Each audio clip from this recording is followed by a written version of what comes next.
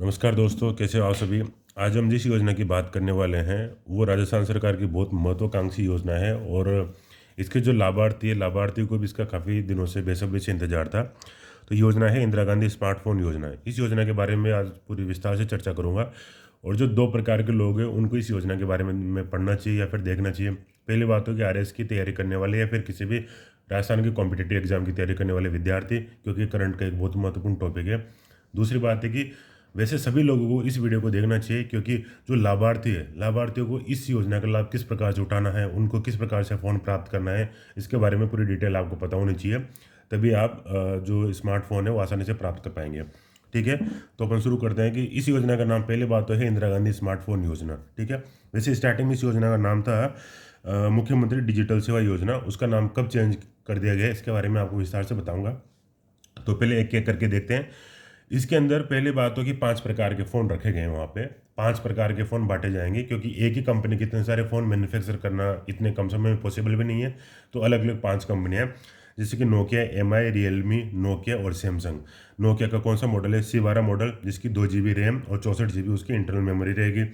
और रेडमी, इसके अलावा एमआई का रेडमी A2, रियलमी का C305, नोकिया का C12 और सैमसंग का A03। 2 GB उसकी रैम है और 132 GB उसकी मेमोरी है।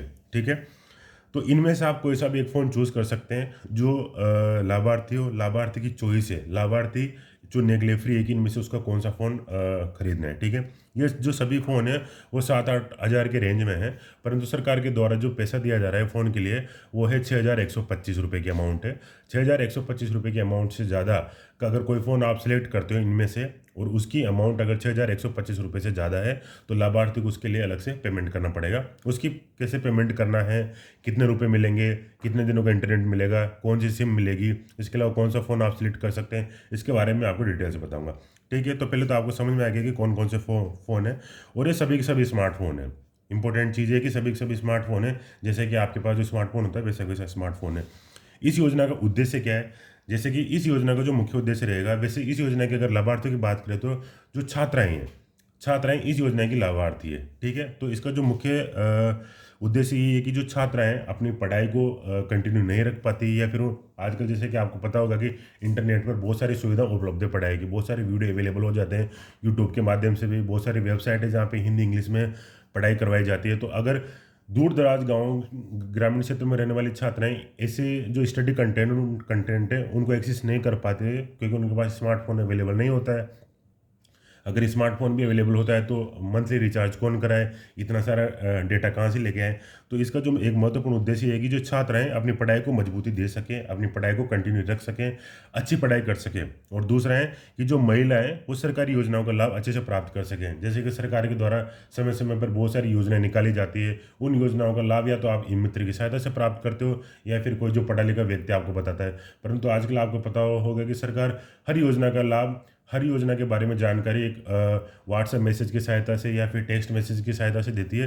तो अगर किसी भी व्यक्ति के पास स्मार्टफोन रहेगा, या फिर किसी भी महिला छात्र के पास स्मार्टफोन रहेगा, तो घर बैठे वो उस योजना के बारे में जानकारी प्राप्त कर सकते हैं।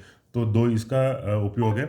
वैसे तो ये जो मोबाइल है छात्रा को ही मिलेगा, परंतु उनके जो भाई है, जैसे कि जो उनके भाई छात्र है, वो भी मतलब स्मार्टफोन की वजह से, स्मार्टफोन की मदद से अपनी पढ़ाई को कंटिन्यू रख सकते हैं। ठीक है, अब इस योजना की घोषणा कब की गई थी?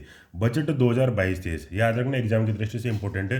2023-24 नहीं, बजट 2022-23 में इस योजना की घोषणा की गई थी। और उसमें क्या लिखा हुआ था घोषणा में कि चिरंजीवी परिवार की महिला मुखिया को स्मार्टफोन में इंटरनेट कनेक्टिविटी उपलब्ध करवाने हेतु मुख्यमंत्री डिजिटल सेवा योजना के नाम से इसकी घोषणा की गई।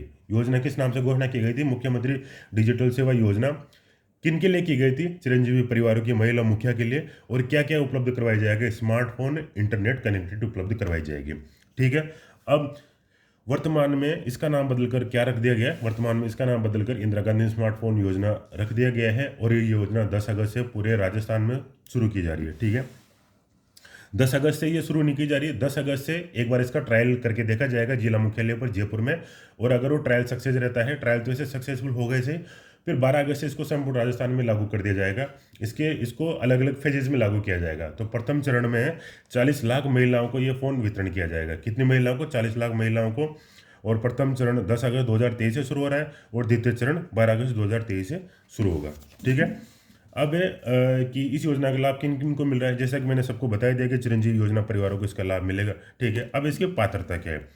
पात्रता है कि ऐसी महिला जो कि विधवा हो या फिर एकल हो और वो राजस्थान सरकार से पेंशन प्राप्त कर रही हो। तो विधवा या फिर एकल नारी पेंशन प्राप्त करता महिला इसकी लाभार्थी रहेगी।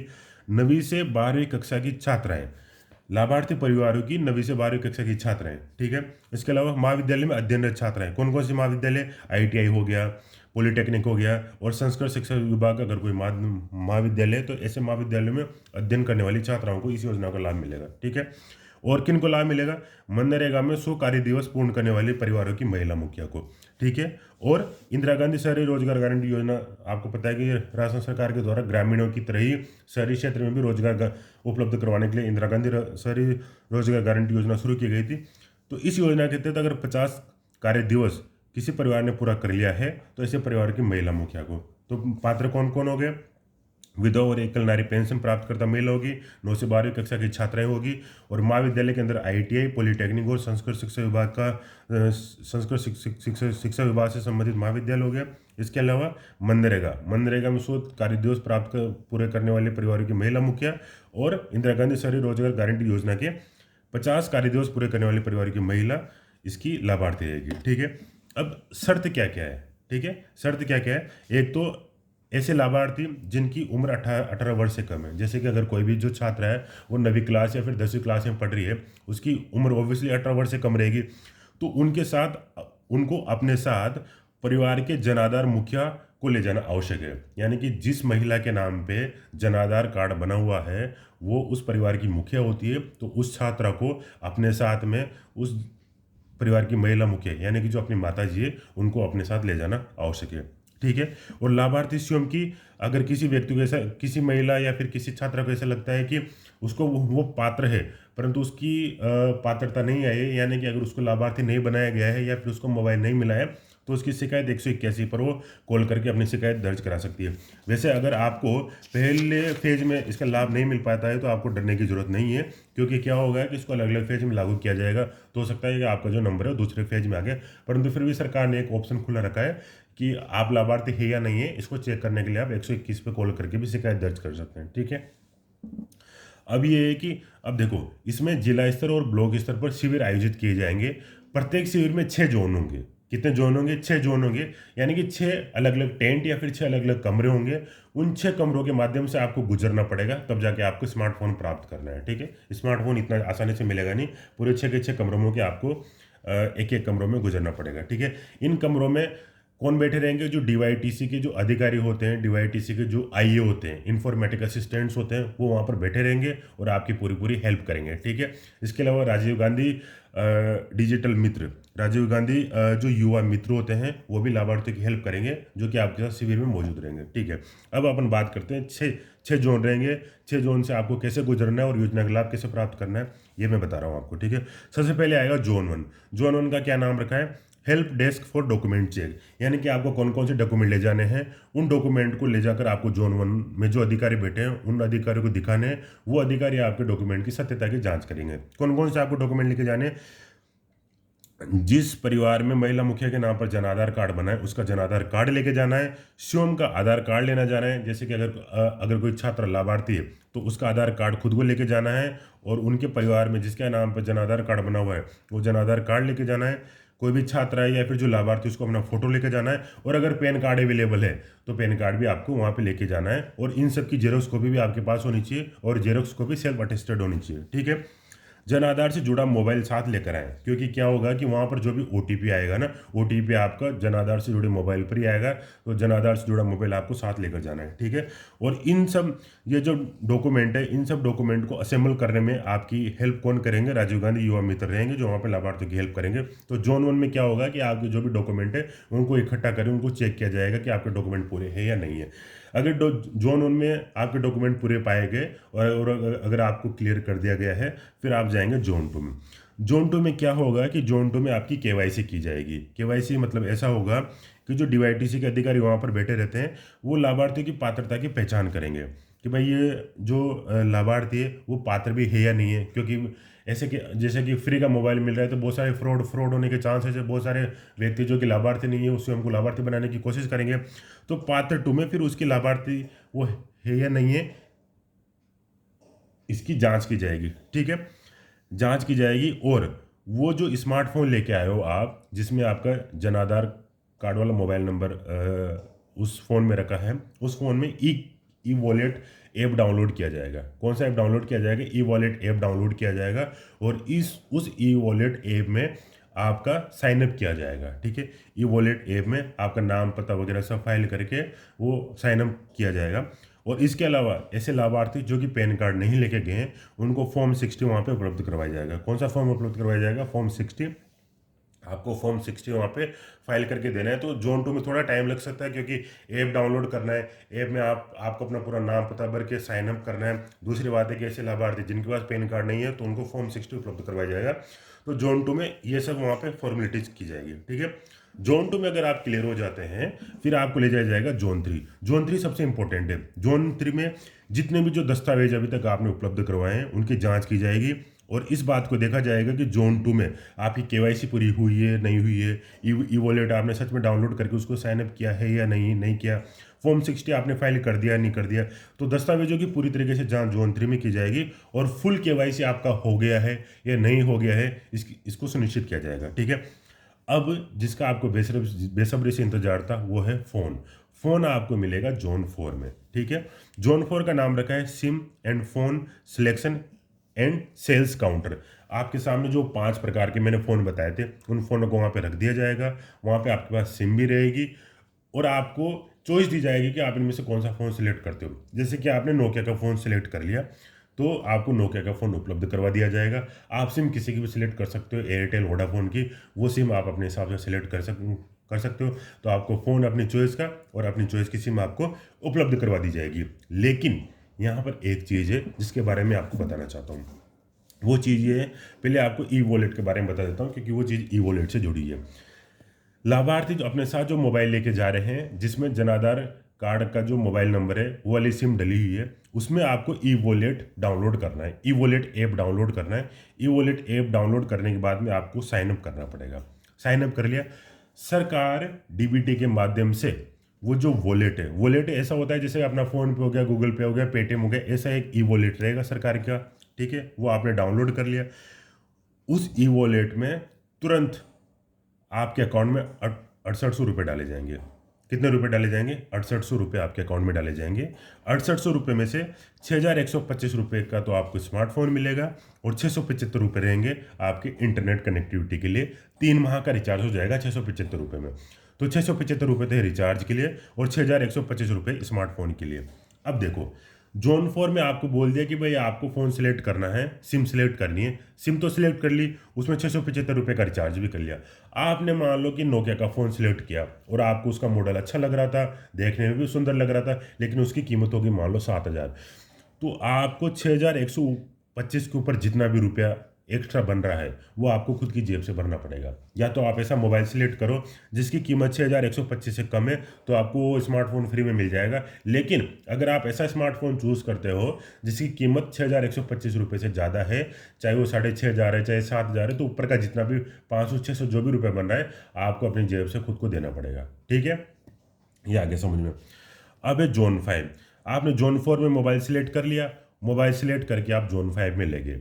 जोन 5 में जो अधिकारी बैठे रहेंगे डीवाईटीसी के अधिकारी, वो आपका स्मार्टफोन देखेंगे, आपकी सिम को देखेंगे। सिम तो आपको तुरंत दे देंगे और स्मार्टफोन को देखेंगे कि आपके स्मार्टफोन है वो 6125 रुपये के नीचे है या फिर 6125 रुपये के ऊपर है। अगर 6000 तो पहले तो आपको जो ई वॉलेट है वो ई वॉलेट में से 6125 रुपये कट कर लेंगे। ठीक है, 6125 रुपये कट कर लिए।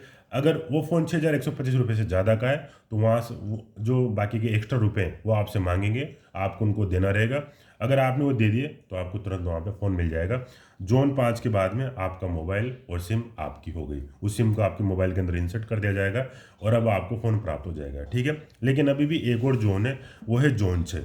जोन 6 में आप अब देखो, जोन 5 में आपको एक डाउट हो सकता है कि मैंने बताया कि लाभार्थी अपने साथ जो मोबाइल लेके जा रहा है उसमें ई वॉलेट डाउनलोड करेगा और फिर सरकार उसमें पैसे डालेगी कितने 6,800 रुपये। अब बहुत सारे लाभार्थी ऐसे होते हैं, बहुत सारे गांव के व्यक्ति हो गए, महिला होगी, वो बोलेगी कि साहब हमारे पास तो मोबाइल ही नहीं है, हमारे पास छोटा सा कीपैड है, ऐसी स्थिति में हम ई वॉलेट कहाँ से डाउनलोड करें।